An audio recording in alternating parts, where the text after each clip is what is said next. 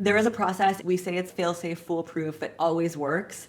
That said, it's humans who are involved in working through this process. Us as humans, our clients.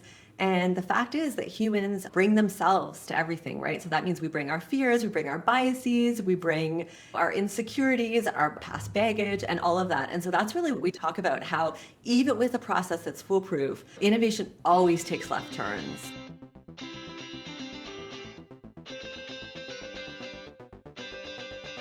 Welcome to today's episode of Think Outside the Boss. Today's guest lives at the intersection of innovation and human potential. Fiona Stevenson is an award-winning innovation strategist, three-time best-selling author, co-founder and CEO of the Idea Suite, a global agency helping Fortune 500 companies build breakthrough products, brands, and services. She's also a former Procter & Gamble leader and Second City trained improviser. She's led hundreds of innovation projects and sessions around the world. She also founded Energy for Growth and is the co-founder of Kindness.Inc., which helps leaders turn empathy into a strategic advantage. And I'm excited to talk to her about that today. And in her new book, Built for Breakthrough, which drops May 1st, it answers the question every leader wrestles with. Why do great ideas stall, and what actually gets them across the finish line? So Fiona Stevenson, welcome to Think Outside the Boss. Thank you so much. Thanks for having me. Absolutely. Like I said, I'm so excited to have you on the podcast. I love the work that you do. Also, as a former P&G person. That's right. Yes. Such a great crew from that company. I was saying to someone the other day, I don't think I go a week without speaking to someone from Procter & Gamble, and I actually don't think I go a day without, which I know is crazy. But yes. Yeah, it is a extensive network of people. I would agree with that. And even like when we first met, I didn't even know you worked for P&G, that we were there at the same time. So way different parts. Probably never intersected, but who knows? We might have been like in a room together at one point.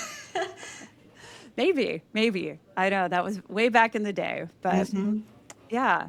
So the first question I ask everyone is, when did you first realize that you were a leader? It's funny. I remember P&G had this 5E model for leadership. I don't know if it stuck the whole time, but it was like envision and then enrolling, energizing. So it was like kind of the path.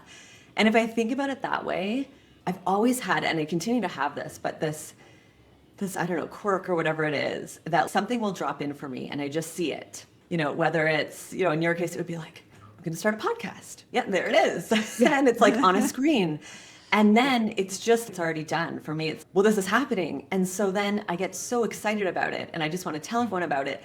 And I'll just do whatever I can to make it happen. And so I feel like even as a young kid, or, you know, when I first wanted to start making money and I'd have these crazy like scheme like ideas about like fun day, car wash business, whatever it was. And I'm like, we can make a ton of money if we do this car wash business. And it's like, I can see it, it'll be like this. And then I think I was just so energetic about it that people would just sort of get on board or be like, absolutely not, like I'm not in, she's way too intense for that. Yeah, so it's always kind of worked that way with vision and then getting really excited, which sort of magnetizes the right people to, you know, collab on it and then kind of push forward. Yeah, you have a gift of galvanizing for sure, of like rallying the troops, inspiring people towards action.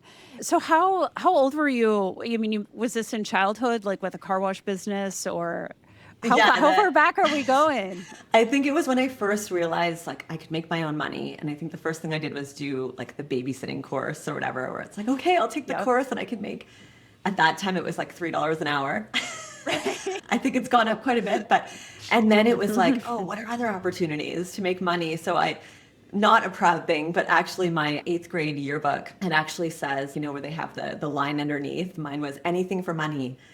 Because I started like just starting these wacky little business ideas or things just to make $5 here, $10 here, to, I don't know, do what? I mean, buy candy. Like it wasn't, I didn't have big goals. That's all the motivation you need. Pretty much. I'm pretty sure I could motivate my 11-year-old daughter to do anything if candy's involved. Do the dishes, scrub a toilet, Absolutely. whatever. Yes. So you were a born entrepreneur. is what it sounds like. I think I was, but I didn't realize it. Like I didn't realize what that was. I didn't have any entrepreneur role models. Even when I went to high school, even a business degree was not on my radar. My school is like everyone from my high school virtually went on to university or some sort of like post-secondary study. But it was sort of like arts and science. So I thought about like doctor or lawyer. So I was thinking maybe that. And then Procter and Gamble was kind of the path for, I think, someone like me who was very, very extracurricularly involved and, did a lot of leadership stuff. So they didn't require a business degree. I actually did a psychology degree. And then I started at P&G, and it's funny because I laugh that my opportunity area on my W&DPs, my work and development plans, it was often risk-taking. And, not the profile of an entrepreneur at all. And I think probably like the least likely person in some ways to become an entrepreneur. And I loved corporate life. I loved working at P&G. I liked just that it was so big and you could go to other countries. I actually went to Switzerland for a few years on an international assignment. And so I kind of thought I was corporate for life. But then it's just funny how that stuff from childhood comes back sometimes. And like suddenly that nudge kind of came of, but like, what about your own thing? What about your own creative projects? And so it was sort of like building for a while and, kind of would shut it down or ignore it or no, maybe I'll do some sort of side hustle. And I would do these kind of passion projects. Again, they weren't really like for money, but just like starting a blog on the side or, starting some sort of initiative with someone, doing like adult extracurricular activities. And then, that stuff. And then finally, I think I just took the leap. And to be honest, it was hard in the first year. I used to have dreams or I guess like nightmares, like 3 or 4 months in to leaving P&G of just, what did I do? I had it all. I had this amazing position. I was on this track, the pension, all of those things. The golden handcuffs Yes. of corporate life. And P&G is a hard company to leave. Like it's really high caliber people. It's like everyone's smart. There's always jerks at every company, but for the most part, P&G, when I was there, it was just like really smart, grounded people who I loved working with. Me too. And they hire extremely well. Yeah. It was amazing people. And you always heard that when people left P&G and you would say, what do you miss? It was always the people, like the quality of the people, just the whole vibe. So that was really hard. And then, the golden handcuffs were real too. And I feel like as I was starting to think about leaving, I don't know if it's like they have a bit of a radar and they can pick up on it, but I would suddenly I'd get some sort of, I don't know, award or like shares that would vest in 5 years. Yes, always. Just as I was thinking about having that conversation. So it was hard, but it did take honestly a year. Like I would tell someone, don't be surprised if there's a grief, I guess, just of letting go. That was a huge part of my identity. My work was super important to me. I got a lot out of it. And so it was a bit of a who am I without that? Yes. I love that you are sharing this about what it's really like. Because I left P&G 5 years ago. I'd been there 13 years, and you were at P&G 10 years, right? I was actually about 13 years. I was 12 and a half years. Oh, you were 13 too. Yeah, I think I rounded down to seem younger. I'm like, a decade plus. But so 13 years, like it's a long time. That's like a long relationship if you think about it as a relationship. And when I left, it was the most terrifying thing that I have ever done in my entire life. And I have jumped out of a plane. I've done a marathon. My husband and I are all like adventurous. And before kids, we would do endurance sports because we had the time. I grew up in Iowa and I went to college in St. Louis, didn't know anybody. And then when I graduated, I decided to move out to LA on a whim. And I sold everything that I had except for what fit in my Nissan Altima. And I drove out to LA with no money and no job. And I made it work and then did that again when I went to grad school and drove to UNC. So do you ever look at your younger self and think, I had so much confidence? Like they talk about how you get all this confidence in your 40s, let's say, but I look at my 20-something self or my teenage self and the things I did, like backpacking through Europe at, 22 with I lived in New Zealand. Yes. And I think, but it was easier then because it was just me. I didn't have a husband. I didn't have kids. I can live off ramen, It's so true. it's fine. But I mean, I Disposable share furniture, like you can, it's like IKEA IKEA, the stuff. futon. Yes. My back didn't hurt back then. Like, it was Total. just, I had a futon. I got a futon like used in second year university, and I had it until like way too late, like yeah, in my 30s, kind of thing. I'm like, yeah, this is the same futon. But there was right. this comfort in having this disposable stuff, which I didn't dispose Yeah. of. I kept carrying with me. I feel so bad when I moved to Europe internationally with P&G, and they paid all my moving expenses.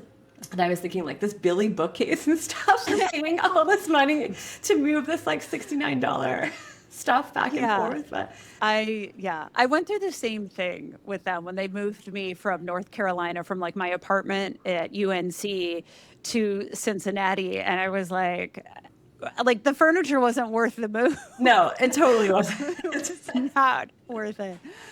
But yeah, to your point, it was so easy to be spontaneous. And I think also we Yes. didn't have that sensitivity that comes with being a parent, where you're always, almost on the verge of tears and like, Right. And my life, it was just me. So I didn't have to think about like, how does my schedule or my spontaneity affect my spouse? How does it affect my kids?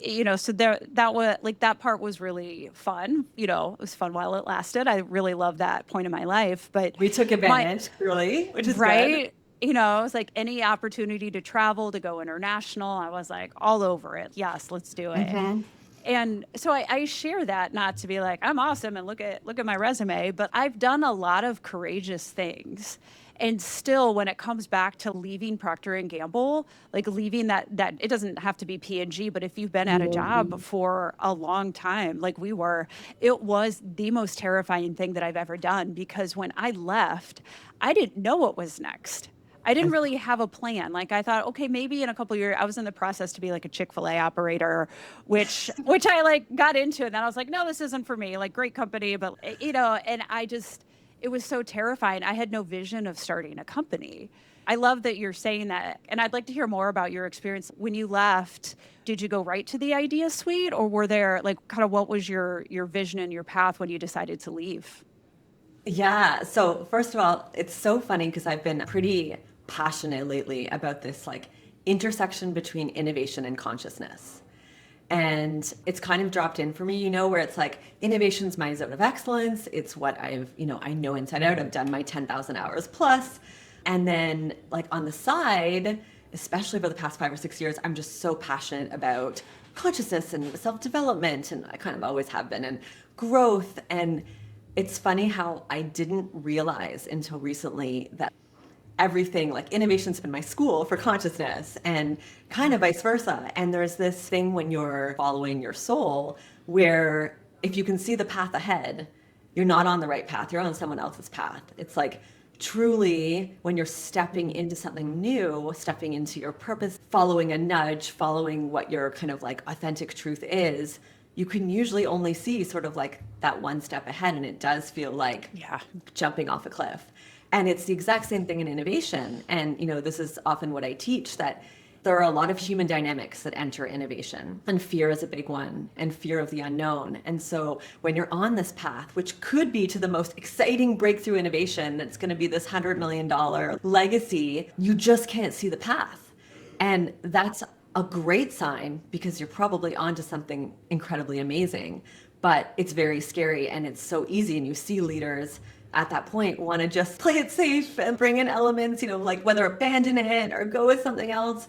And so it's just so interesting now knowing and looking back at all the points in my life where I took a risk, and thank goodness I had the confidence or boldness to do that. And I really truly had no idea what lay ahead, because it was so much bigger or different than I ever could have imagined, because you can't know what you don't know yet. You can't envision it. Yeah, being comfortable with the unknown is so hard. The fact that we're having this conversation right now, it's very relevant in my life this week. And so I was like, oh, I don't think that's Not a coincidence. Not a coincidence. Not a coincidence at all. And when I think about like the difference between a corporate job or just any job, a job versus being an entrepreneur and starting a company and building something from scratch, it is like totally different. And a big part of that is you have to be comfortable with the unknown. And that was like a big learning curve for me that I'm still very much in the process of as I'm building the company and the brand. So do you have any, like, how do you get through that? Well, it's funny because I want to say it's a muscle that you get better at, with time and practice. But I feel like when it's a new domain, it's like all the same stuff comes up again, where it's, wait, no, I can't see the path. Where's the path? And, fear and safety. And so it's almost like I don't know, just reminding yourself every time, the darker and more scary it feels, you are going through something that's going to be so huge and so big on the other side, right? And just trusting that. And I think having people in your life who can remind you, like, hey, I'm here, we're here, we've got you, you're not alone in this.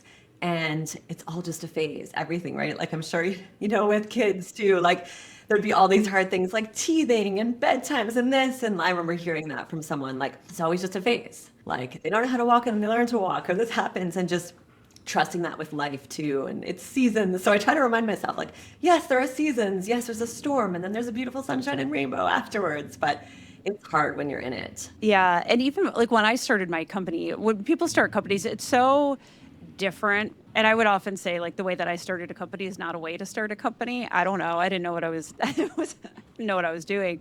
But, the first couple years, it was just like failing forward, like experiments. Yes. And so I had to get really comfortable with failure, with the unknown, with this terrifying thing. And I got so used to that. And now when the company is like taking off in a new direction, I'm like, oh my gosh, I don't know what it's like to be successful. And it was this weird. It's different. Yeah. Did you like go through that too? I mean, yeah, well, it's so back to your original question, which I went on a massive tangent with, which I tend to do. Okay. But so tangents are welcome. Okay, thank goodness. Yeah, so when I decided to leave, so I met someone who became my business partner who was working in innovation. And so I was at Procter & Gamble. I was in the Canadian office, so we didn't tend to lead innovation. We were mostly, adding sort of the top spin to the innovation that was developed in the US. But when I went to Switzerland on an international assignment, I got to work in innovation, and I absolutely loved that work. I just loved it. Like it brought together all the stuff that I loved, especially just that creative process. And so when I went back to Canada, I always had this longing for that innovation work. I was in marketing. And so I ended up meeting my business partner. We were both judges. It was like one of those case competition things where you're in a room with 15 different judges who are all different like industry leaders for 2 days, looking at all these like ads and stuff for these FE awards. And we just really clicked, and we were talking about, what we did. And she was telling me, because she worked in innovation, and I was like, you do that? Like you get to do that all the time. And in Canada, in Toronto, because we don't normally, there's not as many opportunities. So we started chatting, and I think it was inevitable. Like it was actually a 6-month process of us having conversations where she was like, come work with me. But again, I had this like P&G golden handcuffs, and that was where every time I thought about leaving, there'd be this new like perk or assignment or something that would make me like, feel like, oh, maybe I want to stay. And finally she's like, okay, are you in or out? I was like, okay, I'm going to take this leave. And so she gave you an ultimatum. She did, actually. Sometimes you just need that. She's like, I really love you. Like I've been, pursuing this, but at a certain point, tell me by next week kind of thing. So I decided to go for it. We started working together. I loved the work even more than I expected to love the work. And so we decided then to go out on our own and start an agency. And it's funny because we both had babies. So we actually both had new babies. Like hers was like a month old. Mine was like a few months older. Why not? Why not? Right. Oh, well, and it was kind of a risk-free way to do it in a way, because in Canada, people tend to take the 12-month maternity leave. So it was kind of like we were on our maternity leave, and it's like, okay, let's kind of like conceive this business, and let's give ourselves a year. And if it doesn't work out, we can find other jobs, but let's try this for a year. And so we had like multiple conversations with babies on laps, and we kind of defined for ourselves like, okay, we want to get to $1 million in the first year. And that was a little bit arbitrary, but it was like, we're not going to pay ourselves. We just want to get to $1 million of revenue in 1 year. And if we don't get there, then let's just say it was a great experiment and we'll go back to other stuff. And it's funny because I think in that first year we literally hit like $1,002,002 or something like we exactly. And which I learned is a crazy thing that like set any goal and you will meet it. And like double it and you will double it. It's a crazy thing. It's kind of back to that just envisioning. Like if you can see it, yeah, I can see this as a $5 million agency. It will happen or you'll find a way to make it happen. But so that's kind of what we did. And you mentioned experimenting. Like we actually had this mantra that we used at the beginning. It was say yes to everything, make friends and experiment. And so we just chatted with a bunch of people. We'd go for lunch with people. That was pretty much our marketing strategy, just taking people out to lunch and asking them what was on their mind. And, you know, inevitably they always had some kind of problem they were trying to solve that was keeping them up at night. And we'd give them as much value over lunch as we could, just like advice or reframes or things to think about. And it was crazy, like within either like 12 hours to a week, usually we'd get a call back and they'd be like, I was reflecting on the conversation and actually, would you be able to do X? Wow. And so all these projects just came in. And I think we were so low key, like we really had no expectations in those lunches. We actually just wanted to learn, what does the market need? You know, we want to solve for the pain points in the market. So we would just chat with marketers, chat with innovation leaders. And so the work kind of started coming in. And then it was just this kind of virtuous cycle. And suddenly we found ourselves very busy. We were working from her basement. We joke with like, babies.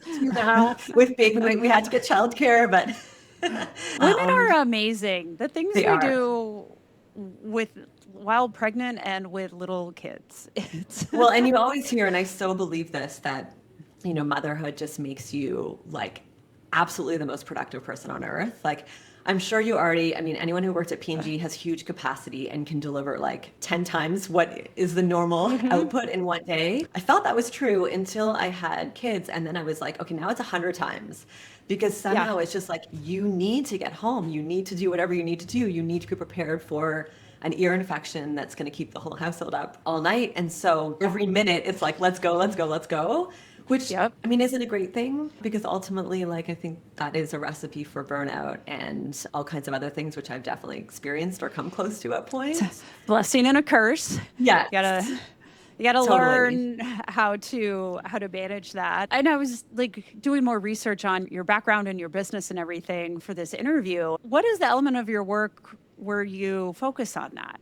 I think you do. Because I think I read that in something where it's like you can't pour from an empty cup. Yes. Did I read that? Or? So because I do have that entrepreneurial gene or whatever it is, where I always love to start and create things, I do have sort of a lot of like side projects or businesses and things that have come up through the years. And one that happened, so obviously COVID was a huge disruption for all of us, certainly a huge disruption for our business. I mean, we had several ideation sessions planned in, I think I was in LA doing research in coffee when everything was shutting down. I was supposed to go to the Natural Food Expo, which is like this massive expo with, you know, tens of thousands of people in attendance, and it was canceled kind of in an emergency way, like 12 hours. I think people had already started setting up their booths. And so we came back, we had all these different ideation sessions scheduled all over the place, and things just one by one got sort of canceled or postponed. So we did have to pivot our business, and we did pivot remarkably quickly. Like I think in a matter of a couple weeks, we had our whole process kind of changed to virtual. And you know, ultimately, like we still use that process a lot of times now. So it was a great pivot for us. But at the same time, you know, we were chatting with a lot of our clients, old clients, current clients, just about what they were dealing with. And, you know, obviously as things went on and people were stuck at home and dealing with like kids and homeschooling, and if you can call it that, homeschooling, people were just like burnt out or feeling on the brink and all this stuff happening. And we thought, well, our whole kind of way of being as an agency is we want to solve our clients' problems. We want to help them with their pain points. And so we felt like there's something here. So we ended up starting this program and ultimately incorporating another business called Energy for Growth, which was really all about energizing teams. And first and foremost, you know, kind of in this landscape of COVID, but obviously it's applicable sort of always because there's always like some dynamic if it's not a global pandemic, right? Right. There's always a fire burning somewhere. For sure. So it was like, and this model, we'd actually talked a lot about energy. I've always been super, super passionate about energy. And we'd always been like, people had reflected to us that our point of difference as an agency was often that they just felt really energized working with us. Like coming out of our sessions, it's like our team, there's like this new kind of life force, like they're energized, we're ready to go do things. And we try to bring that to every interaction, that it, you leave feeling more energized. So we were like, this is something, like there's something here. So we developed this model, which was around kind of like, the energy pyramid, if you will. It starts with your own energy, like personally, did you get enough sleep? Did you eat well? All the kind of basics. So real. Like so real, which I mean, often is no. And then professional energy is how you show up at work, because no matter what's going on, back to that pouring from an empty cup, sometimes you've gotten 2 hours of sleep and you skipped a meal, you're, whatever it is, you're coming out of an illness, but you still kind of show up at work and no one would even know. So professional energy is how you kind of show up in the workplace. And then team energy is all those team dynamics, like what are you role modeling with your team, what's going on? And then finally, innovation energy, like the energy that you're giving to ideas. And so we developed this kind of 12-week course with virtual modules that we could deliver live to teams that addressed kind of each part of that. And it started with, the first foundational piece of that was just noticing, like, where are you getting energy in your interactions from your day? What's draining your energy? And just taking an audit of that. And then a lot of the course material was, how do you get more of those things that energize you in your life? And how do you delegate, outsource, eliminate, mitigate those things that are draining you? How do you get more energy? It's not coffee. I mean, no, to a point that works and then it really doesn't. But I think it is kind of what we were talking just as we were coming onto this call before we hit record, just about this like zone of genius, zone of excellence. There is stuff that I know I'm not great at and it really drains my energy and it feels heavy. And then there's stuff that, I could just hyper focus and be lost in it for 6 hours and be full of joy.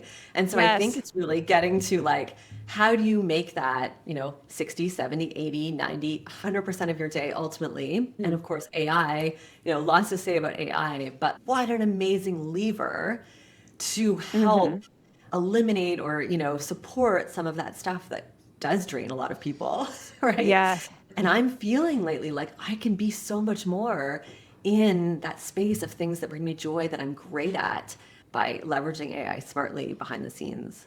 Yes. This is like funny to me because I am a Working Genius facilitator, which is a team productivity tool by Pat Lencioni in the Table Group. Are you aware of Working Genius? No, but I'll be like diving in immediately after this. I will send you a code to take it. Because what you just described is the Working Genius assessment.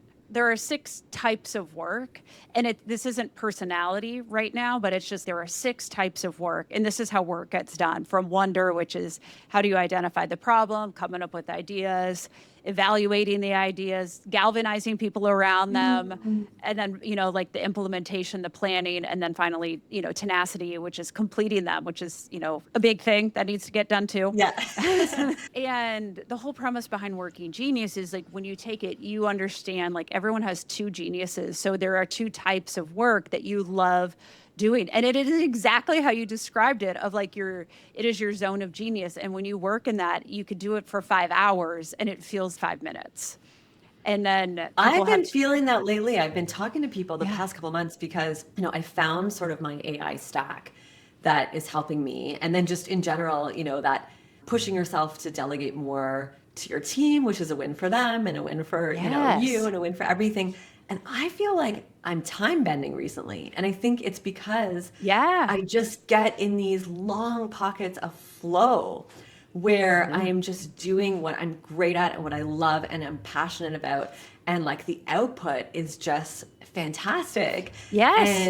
And it's like not all that interruption. Like I think before, so much is like, I have 80 things that, administrivia that needs to get done. So you're kind of in and out. So you're not really in flow a lot of the time. Yeah. And now I feel like I'm able to get these bigger chunks of flow and it's so great for the business. It's so great for me personally.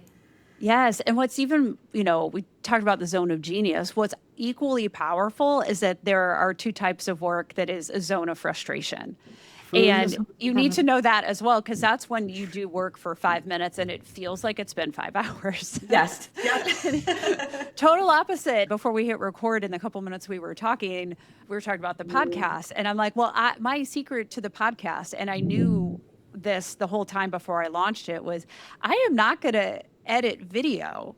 Like tenacity, and like the details and just the whole skill of editing. Some of this is working genius, some of it isn't. But like, if this is relying all upon me, it is not going to happen. And so I had to partner with the team, and shout out to Simona and the crew at Volt Productions. They're the ones that have made it happen, and it wouldn't happen without them. So I love this so much. When you told me that, just as we were coming on, I was like, oh, you don't have to do any editing? Like, right. You just get to do the fun part. And you told me like, oh, so you're in your zone of genius. And I'm like, I am. Like, I reach out to people. Like, I love people. So I'm like, I'm doing all the people stuff. I'm reaching out to my network. My assistant books the interviews. I have the call like we're having now.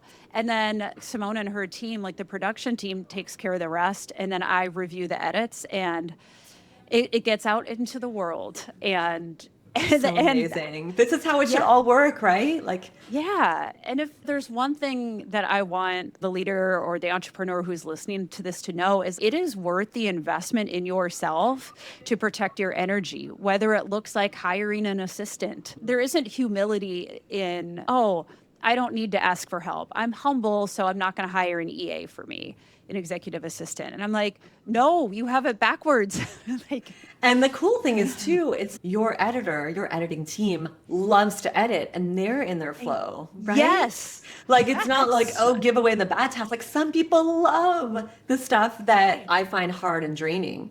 And, we're all so different. And that's where it just works beautifully, when everyone is in their zone of genius. And there is this really clear expectation setting, like, I'm going to totally trust you on this, and I'm not going to engage on this because it drains me. I'm not good at it. You are. Yeah, I'm always curious about this too with leaders. So you also are a leader at your company, like your innovation. You lead a team. How many employees are at Idea Suite? We always have a sort of up to 10.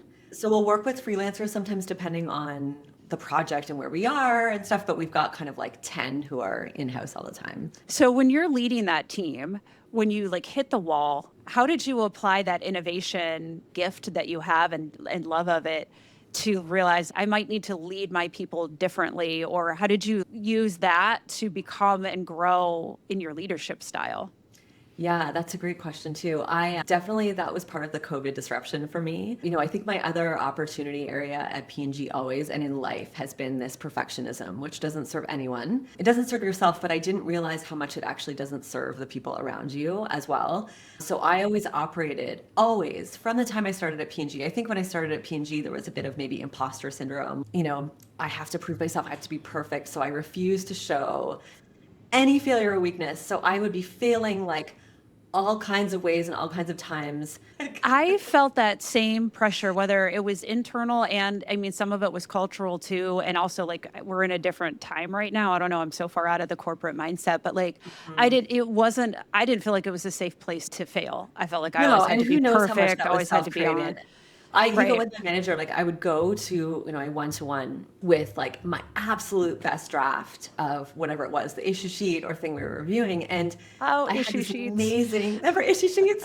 I had this amazing manager, Esther, who I'm still in contact with. She was incredible. I realized even afterwards how incredible she was. She once told me, I feel like you're coming to me with stuff that's buttoned up or finished. And, then if I even have a few comments, it's sort of like, it feels, but this is this finished thing. And wouldn't it be better for everyone if you could come earlier with stuff where it's like in the messy middle, right? Here's what I'm kind of thinking. I would love to get your thoughts. We build it together. And again, that's an innovation, right? It doesn't serve you to be like behind closed doors, coming up with this amazing thing and bringing it all the way to like concept stage and then showing it to your stakeholders or senior leadership. They're going to be like, what is this? I don't know what's going on. They weren't brought along the journey. So, that perfectionism for me as a manager, and where it was really, harmful in hindsight, was I wouldn't show failure and I wouldn't show it to my direct reports. And I'm sure I was creating a culture where they then felt that they couldn't fail. So like back to what we felt like when we joined P&G. Well, no one else seems to be failing, so I can't fail. Right.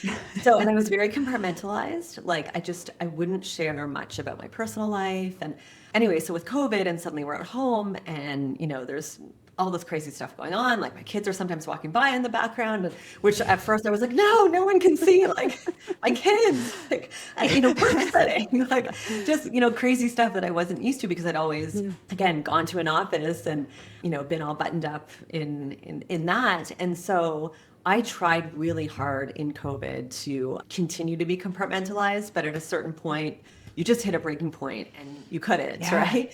Yeah. And I think I became so much more likable as a leader, relatable, and just like it was like the crack open that allowed people to actually come in and human. And everything opened up for me. It was like suddenly I felt like the nature of my reporting relationships changed. Everyone just felt more comfortable being themselves. I let people in. I was in a lot of networks like MMT that we're both in, where I was with all these like incredible entrepreneurs with, $100 million businesses. And again, I felt some of that imposter syndrome or I need to show up and be interesting or this or whatever. So it was all these walls and all this posturing. And when in COVID, when just things were cracking and things weren't perfect and I was on the verge of burnout and struggling with all kinds of things, and I finally just wasn't able to hold up that perfect kind of exterior, it was like I invited in all of this like love and friendship and real relationship and authenticity. And my whole world just really opened up at that point. It's just so funny how the things that we thought, like, I need to be perfect, I need to be this in order to be a great manager, in order to be successful. And I feel like so much of my success has come as I've let walls down, as I've shown vulnerability and been even like my quirky self and all those things that I used to hide. Yes. Yeah. Then people can relax around you and that you're building trust with people. You're like, I'm showing up fully as myself. Quirkiness, failures, mistakes, me like neurotic, whatever, I'm just showing up and all of it. And then people are like, oh, well, they model it. They're like, oh, well, what you're doing when you show up authentically as yourself, you're giving everyone else permission to show up authentically as their self. And when you compartmentalize, then you're like telling people, I mean, unintentionally, like you have to compartmentalize too. And you're also like, I love this conversation because you're like actually describing my life. So all like the growth things, there are differences, but it's so relatable. It does feel like this is the path of life. And, it's like, do I wish I knew all this when I was 20? And, sometimes I want to just give all the shortcuts, even to my kids. I'll be talking to my 11-year-old daughter, like, and this and this and this. But, we have to go through it ourselves. We have to come to all of this through life experience. And men and women too. Like it's not a female thing. I know men struggle with it just as well in a different way. But like, how do I show up authentically, and how do I let my guard down as well? So it's like 100% human for sure. I can't let our time pass without asking you about your new book that is like weeks away from launching and will probably be out in the world when this launches. So tell us about Built for Breakthrough. Yeah, thank you for asking. This is sort of so my co-author Shelley, my business partner, and we talked about writing this book like before COVID for sure. It was like 2017, 2018. And we actually kind of like outlined the whole book just in one day. We were like, we got to write this book. Let's just do it. At some point, we'll disappear to a cabin in the woods for a few weeks and actually write it. Cabin. The cabin. Like everyone talks about the cabin. So we outlined this whole book and then we got really busy and COVID happened and just life and projects. And so it was always a bit on the back burner. But a couple of years ago, it's funny how in a way time goes fast, or sometimes it goes slow, sometimes it goes fast. But I think it was like early 2024, late 2023, we both kind of got independent nudges to like, should we write this book? And it's funny because I think part of my like perfectionism and like there was always a bit of this, it wasn't a competitive spirit, but I was always worried about sharing our innovation processes and secrets out in the world. It's almost like, but what if then everyone could just do it themselves? They don't need us. What if other agencies just read the book? It's very vulnerable. Like I find that to like be an entrepreneur and it's like I created something and put it in the world and it's like I I hope they like know. it. I know. I hope they like it. So yeah, we just decided let's write. We've done, hundreds of innovation projects, and we have a very simple process, a design thinking process. It's basically 6 steps. It's ours and it's proprietary, but it's very similar to other design thinking processes because they all kind of need to follow the same path. There is a process. We say it's fail-safe, foolproof. It always works. That said, it's humans who are involved in working through this process. Us as humans, our clients. And the fact is that humans bring themselves to everything, right? So that means we bring our fears, we bring our biases, we bring our insecurities, our past baggage, and all of that. And so that's really what we talk about, how even with a process that's foolproof, innovation always takes left turns. Things happen. And we've seen it kind of all. We've seen when stakeholders suddenly don't approve of something, when like competition suddenly launches something and you weren't ready, like all the different things where innovation can fail or get stuck, stall somehow in the organization. And we kind of shine light on that and talk about how to either design your innovation program in advance for those things to be less likely to happen, or if they do come up, how to sort of like rescue, mitigate them in the moment to get things out the door. So it's really about, this is call it our best kept secrets. They haven't really been secrets, but until now we haven't broadly talked about them, to getting innovation actually out the door, because it's hard. And information is not transformation. Like you could share that information on the process, but it's the secret sauce is you. The secret sauce is the way that you bring it to life, and you're a co-founder, Shelly, like the way that you guys do it and the magic of the team that you're working with at the time. I've learned this as well, like in the process of learning it, I'm like, oh, and so being generous and sharing information, Totally. it doesn't diminish me or take away from my success. It actually helps elevate others. And then when people learn the information, they're like, oh, okay, I'll try to do it myself. Nope, I need Fiona. Well, and it's funny because it's like a journey again, where at first you're like, it must be perfect, must like keep all the information. Yeah. And then just learning of that generosity of sharing, which has been a huge thing in the past 5 or 6 years for me, of just like give and give and give. And it's so, you will get it back. You will get it back from different people. You will get it back from the universe. It all comes back to you. So it serves everyone. And that's when we got actually really, really passionate about writing the book, because we looked at like the world's in trouble. There's some big, big problems that need to be solved. And also there's like amazing people who have incredible ideas, but they don't know necessarily how to turn those ideas, which, as you said, like you can have a ton of ideas, but ultimately the execution, or actually, making them happen, is the hard part. And so we were really passionate about this idea of democratizing. So like, although it is tricky to just read a book and know how to do it, if we can give as many people as possible the language and like the understanding of these principles and how to think about these things, and that could give them the confidence to try or to get unstuck or to take that risk, and absolutely like maybe to do it themselves, or to do it with maybe like someone who's a bit of a support, but they're really leading the charge. And this just made us so excited, because it is incredible to see just the creative genius, like the stuff that people are coming up with, the things that very young people are creating. And so if there's any way I can be part of just bringing fantastic and world-saving and world-changing ideas to life, just by helping illuminate something that, I'm lucky to have known, because that's been where I've spent the past 20 years of my career.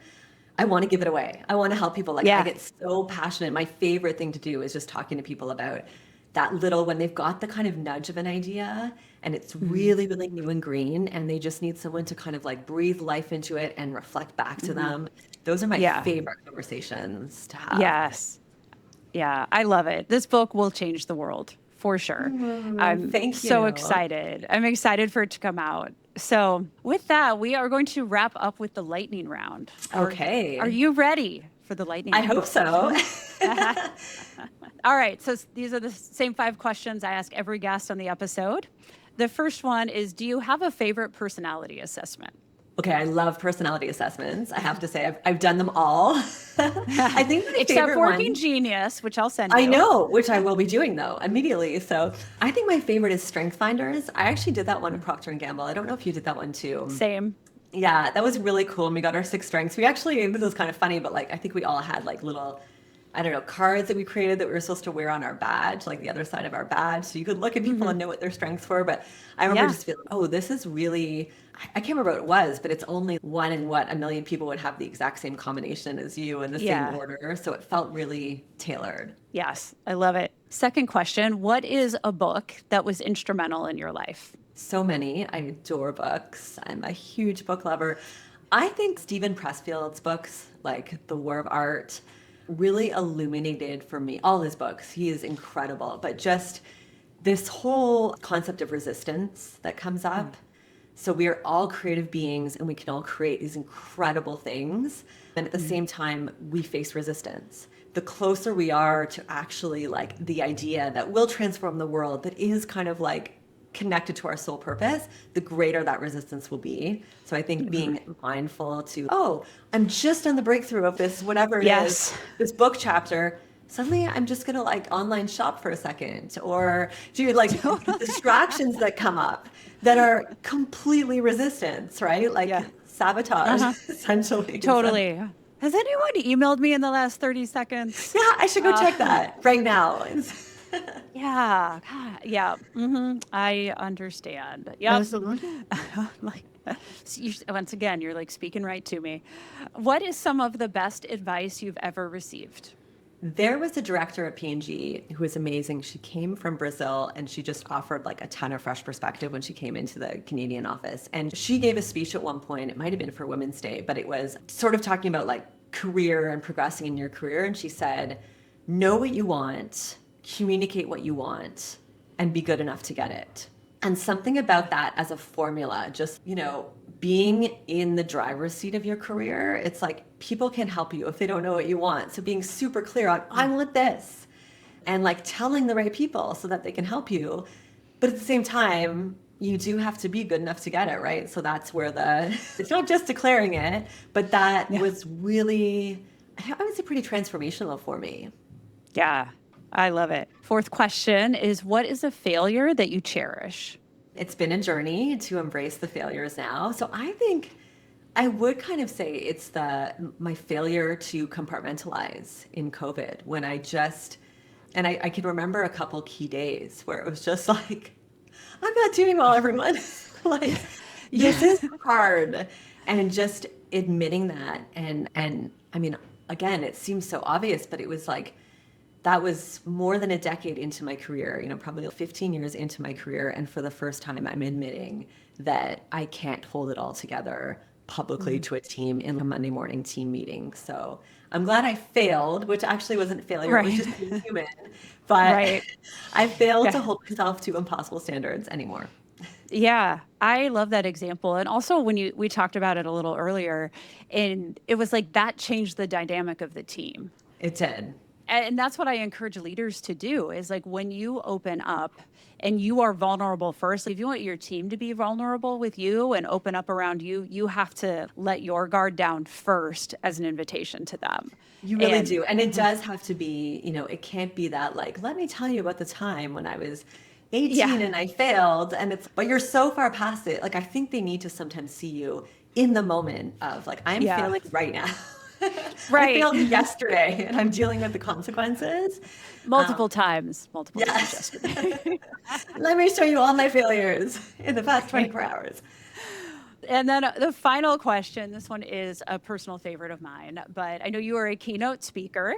So when you walk out on stage, what is your hype song? What is your walk-on music to get the crowd going? Well, I am a massive Taylor Swift fan. So I actually went to see Taylor Swift in Switzerland, and then I saw her again in Toronto. So I feel like super, super fortunate because I know it was so incredibly hard to get tickets to that Eras tour. And then I went twice, and one time with my daughter, which was so, so special. But I would say Ready for It. I mean, so many of her songs pump me up, and even some of the emo songs actually pump me up in a weird way because I'm like, she sees me, like, these lyrics. Right? Yes. But yeah, Ready for It's a good one of just, good energy too, right? I'm ready for this, whether it is a huge disaster or it's, going to go amazing. I'm ready for whatever I'm supposed to experience in this moment. Yes. So thank you so much for being on the episode. Before we go, tell the people listening, where can they find you? So the best place probably is my name. So FionaStevenson.com is sort of my catch-all for a lot of my passion projects. I didn't get to talk about one passion project, but kindnessatwork.com is another great place to check out some really cool stuff that I'm doing in collaboration with two awesome humans. We are launching inaugural Kindness Awards in November. In New York City, there will be an award ceremony to recognize organizations, leaders who are really operating, from a perspective of kindness. And we really see empathy as the edge, right? This is like the new measure, the new KPI that matters. And so super, super passionate about that. Well, I will have to have you on again in November, maybe all three of you. Because I know all of you. Yes, you do. That would be amazing. Talk about that, because those are the ideas that I want, the person listening to this to think, no, empathy is a superpower. Empathy is a strategic advantage.